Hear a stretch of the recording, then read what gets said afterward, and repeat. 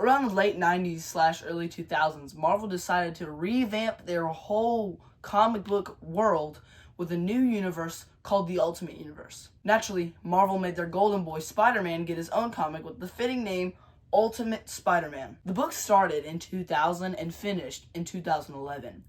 Now, naturally, we all went along with our lives without the Ultimate Spider-Man, knowing it was a good story.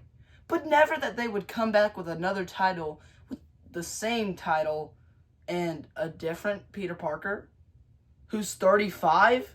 Welcome to Speed Turtles, and in this video I will be spending a week reading these two trade paperbacks of the Ultimate Spider-Man issue 1 and 2, all about a different Peter Parker.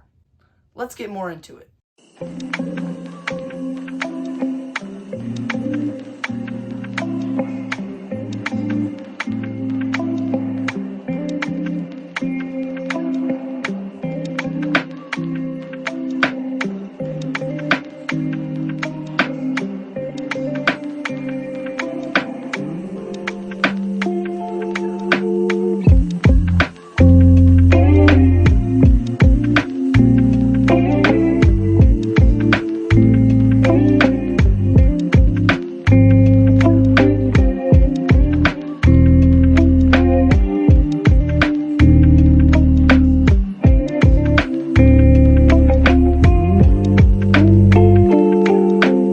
Alright guys, I started this challenge on June 19th, 2025, and that's when I picked up this book. You see, my biggest problem with trade paperbacks is they aren't really that thin, but I seem to finish them very fast.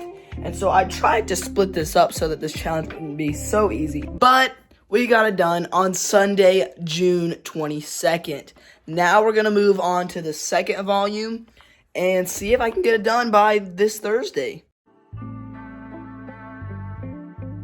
So I can confirm it has been a week since I started reading the Ultimate Spider-Man graphic novels, issues 1 and 2. Now, I must say, this series is very different than the Spider-Man that you all know and love. So we're first going to take a look at the first trade paperback, which is called Married with Children, and I like it pretty good. It sets a good base. One thing I was a little confused on is when he gets his Spider-Man suit, it's just plain black with the eyes, which is obviously very symbiote suit-esque, and I thought, well, if they're gonna do a symbiote suit type story in the future, wouldn't you rather have like a plain costume? And I'm fine, not like a plain black costume, like maybe like a brighter color, like a red, just with no stripes or like webs or anything. But I mean, they didn't go that route. Another thing with, speaking of the symbiote suit, is they kind of, and this might be going more into the Ultimate Spider-Man graphic novel too, but they are establishing something created by Dr. Octopus. Yes, I'll get into that a little bit later. They are establishing something where the symbiote suit is not really an alien, it's more of an AI, which is very 21st century, and I think I like it, honestly. And obviously I like the alien better, but, you know what I mean. It's something good, because this is a new take on Spider-Man in nowadays, but he's just older. Like, his daughter May, she asks to play MJ's phone. Like, that's kind of a sticky iPad kid, but at the same time, I like that because it's proving that it's like talking about, hey, this is in 2024. May is a modern day kid. She is going to play her mom's phone, and she just will, you know? So, I like that. I mean, I thought that was pretty funny. Another thing that I like is the costume design. Now, I love this aspect of it, besides like Peter's first suit, obviously. You see the Green Goblin, his suit is amazing. It's Harry Osborn in this book instead of Norman. Now on to Dr. Octopus. He was quite different, honestly. He seemed to be about Harry and Peter's age, which is about 35. And quite frankly, I don't know how I feel about that. I mean, I've always grown up with Dr. Octopus being a mentor to Peter, and then, you know, the tentacles taking over him. But, I mean, I guess it's fine, because, and honestly, he seems a little younger, just based on his design. He seems a little younger than Harry and Peter. But you know how it is. Sometimes they gotta make changes, and you gotta go along with them. Another thing that I really like, and this is with the second book, is Mysterio's design. So in the second book, they start to build the Sinister Six, but the Sinister Six is quite weird. I mean, you got Mole Man from Fantastic Four, Kraven the Hunter, which is normal, the Black Cat, yes, not Felicia Hardy, but her dad. Honestly, Walter Hardy doesn't look that old. Like, usually he's old and went to jail, and that's why Felicia takes up the mantle of the Black Cat. But honestly, he's pretty young. I mean, I wouldn't say he's young, like 20s, but I would say that he is younger than usual. I'd say he's about early 50s, and which is kind of off-putting. And it's off-putting that he's part of the Sinister Six. But like I was talking about, Mysterio, his design is flawless. I love it.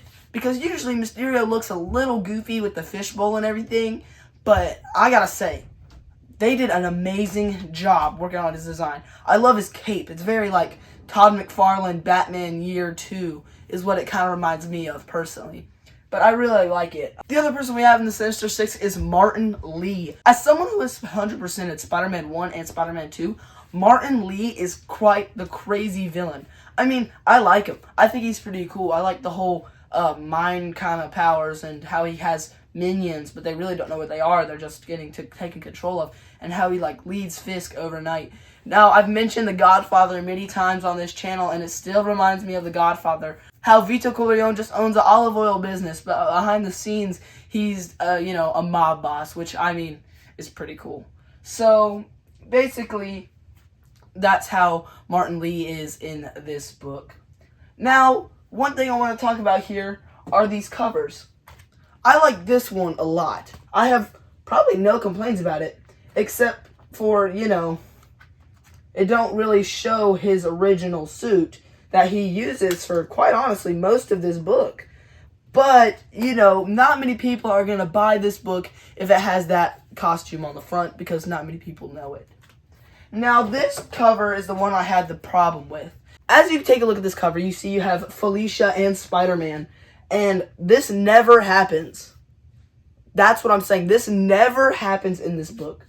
Most of this book is, as you can see, I'm going to flip through. As you can see, it's just mostly just dialogue with J. Jonah Jameson and Uncle Ben, which is a whole nother part of this video, but I'll get into that topic next. It's just all a bunch of dialogue, really. I'm fine if they use this cover. This art is amazing. But maybe just on a trade paperback that comes out a little bit later. Just because I'll pop a picture of it on screen. That is the only time you see Black Cat in this entire book. I wouldn't say it's false advertising because obviously I'm not reading for Black Cat. I'm reading for Spider-Man. Freaks. But still, I would like an art that represents this book a little better. Now that I'm flipping through, I really like this panel right here, and of course I'll put it on screen so y'all can see it a little bit better. The Iron Spider makes a little cameo, and shout out to my brother, but that is his favorite Spider-Man suit, and it's pretty good. I mean, I love that. I love when they throw in little cameos to past suits. Now on to something that was honestly quite weird to me. I don't understand why J. Jonah Jameson is a good guy. Now, I mean, like I said previously, some things need change, it's some things you're just trying to make different from the story, but to my knowledge, and if this is wrong, comment down below, but every form of iteration of J. Jonah Jameson has him hating Spider-Man, and, overall jerk to everyone. He has a lot of redeeming qualities in this comic. I mean, he gives birthday presents to Richard, Peter's son, and is just overall a really nice guy to Peter. I mean, yeah, he has his one-off humor, but that's just, like, his character, basically. If you get what I'm saying? Like, usually he's gonna crack some rude humor, but nothing towards Spider-Man or anything in this book. They really are detectives. Now, it was I liked seeing Uncle Ben in a comic because I know there's comics before where Aunt May died instead of Uncle Ben, and this was my first introduction to that concept, and when he's hanging out with J. Jonah Jameson, I mean, it's different. Not bad. I wouldn't say particularly great, but different. Very different. Another character that I'd like to talk about in this book is Gwen Stacy. Now, Gwen is married to Harry, and they, in the book, they go on like a double date, MJ and Peter and Harry and Gwen. The way they wrote Gwen's character makes her seem like kind of a jerk, kind of like a snob, but I guess that's what they were going for. If that's what they were going for, they wrote it beautifully. But, you know, she just kind of seems like a jerk, especially to MJ and stuff. Another thing that they go along with in this book is J. Jonah Jameson and Uncle Ben, at the beginning of the book, work at the Daily Bugle. Now, that is something different. Obviously, J. Jonah Jameson works at the Bugle, but Uncle Ben is usually dead, so it was crazy to see them. But they end up quitting and starting their own news company called The Paper. It's an online news company that focuses on telling the truth, which, I mean, I like that story, how they go along, and it really is like, it almost feels like I'm reading a Batman comic because how detective it is. But the subplots with JJJ and, you know, Uncle Ben. But a lot of times it gets very stale, at least in my opinion, because I have super ADD, and when I'm not seeing a lot of action for a few periods of time, I get a little bored. Now, a lot of people like that kind of stuff where you just talk and get some dialogue, which it needs to happen. I just thought the Uncle Ben and JJJ got a little bit too much dialogue. They were a little bit too talkative and focused on that story of them writing their newspaper a little bit too much. Now, the overall bad of this book is Kingpin. He is the main guy. He, rounds up the Sinister Six, even though there's 5 members. And, he's sending them out. He calls New York, like, his kingdom, which is obviously because he's the Kingpin. That's what he thinks. He's, like, in charge of New York underground. But you know how it is. He's like that. One of my favorite parts about getting trade paperbacks is looking at all the alternate covers in the sides of the books. I love this. And mind you, that's what, you don't get them in your hand personally, but you get to see them on the back of the book, which is awesome.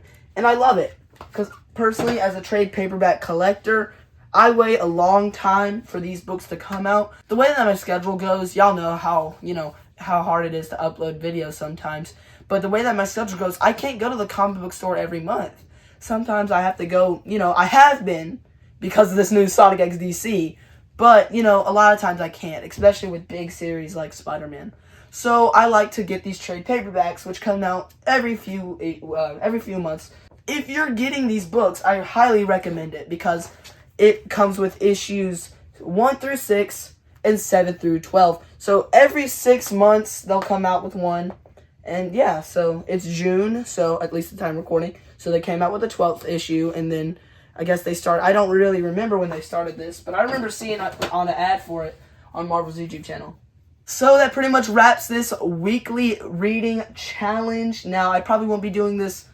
I won't be doing this every week, but, I will go ahead and maybe do these type of videos again. If you want to see these type of videos again, go ahead and comment that down below. Comment down below what is your favorite Spider-Man book or what you think about this Ultimate Spider-Man reboot and what you're excited for in the future. Leave a like, make sure you hit subscribe, and I thank you so much for watching this video. And remember, Jesus loves you always, and I'll see you all later. Goodbye.